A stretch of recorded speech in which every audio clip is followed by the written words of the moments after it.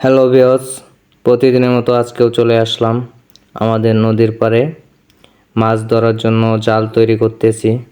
তো আসার পরে প্রথম কাজ আমাকে দিয়ে করাইতেছে সবাই। তো এখানে আমরা বাঁশ কাটতেছি। তো এই বাঁশটা কাটার জন্য আমাকে দিয়েছে, কারণ এটা হলো আপাত্তি বাঁশ। পুরা বাঁশের ঝাড় জুড়ে পাত্তি কোনো বাঁশ পাইনি, যার কারণে আপাত্তি বাঁশ নিয়ে আসছি। তো এটাকে খুব সাবধানে আমি কাটলাম, কাটার পরে খোঁড়া তৈরি করে ফেললাম। তো এখানে আমার বন্ধু যে আরেকজন, উনি পানিতে নেমে গেছে, যেখানে আমরা একটা মাচা তৈরি করব বসার জন্য। তো এখানে সে নামার পরে কিছু খোঁটা ওগুলোকে পানিতে গাঁথতেছে, যাতে করে আমরা এখানে একটা বসার জন্য মাচা তৈরি করতে পারি। তো আমার বন্ধু, ওনাকে দিয়েছিলাম একটা বাঁশকে চুক্কানোর জন্য, কিন্তু ও বলতেছে যে ওর হাতে ব্যথা, ও নাকি পারবে না, যার জন্য এটা এসে আবার আমাকেই করতে হলো।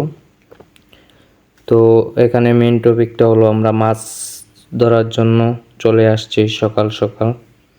তো দেখেন, বাঁশ চুক্কানো শেষ আমাদের, আর আমার বন্ধু ও পানিতে আছে, আর ওনার কাজ শুধু বসে থাকা। ও এত পরেও অলসতামি করে, যার কারণে ওকে ছাড়াই আমাদের কাজ করতে হয়। ওকে দিচ্ছি বাঁশ খোঁটা করার জন্য, এটা ও পানিতে গেড়ে এটার উপরে বসে থাকে। তো আবার সাথে যে বন্ধু আছে, ওর আবার হিংসা হচ্ছে। আমরা সবাই কাজ করি, সাথে একজন ছোট ভাইকে নিয়ে এসেছি আমাদের কাজে সহযোগিতা করার জন্য। তো অবশেষে মাচা আমাদের প্রায় কমপ্লিটই হয়ে গেছে, আর দু একটা খোঁটা গাঁথতে হবে। গাড়া শেষ হলেই আমাদের মাচা কমপ্লিট হয়ে যাবে। তো আরেকজন যে আমাদের বন্ধু, ওর কাজ শুধু বসে থাকা। ওকে দিলাম জাল তৈরি করার জন্য, ওটাকে সারিভাবে জড়িয়ে নিল। তো জড়ানোর পরে সে জাল নিয়ে পানিতে নেমে গেছে। এটাকে ভালো করে বাঁধতে হবে, যাতে করে আমরা এটাকে কমপ্লিট করতে পারি। তো আমাকে দিছে আবার বাঁশ ফাটানোর জন্য। অবশেষে আমাদের জাল তৈরি হয়ে গেছে। এখন সবাই বাড়ি যাওয়ার জন্য রওনা দিয়েছে।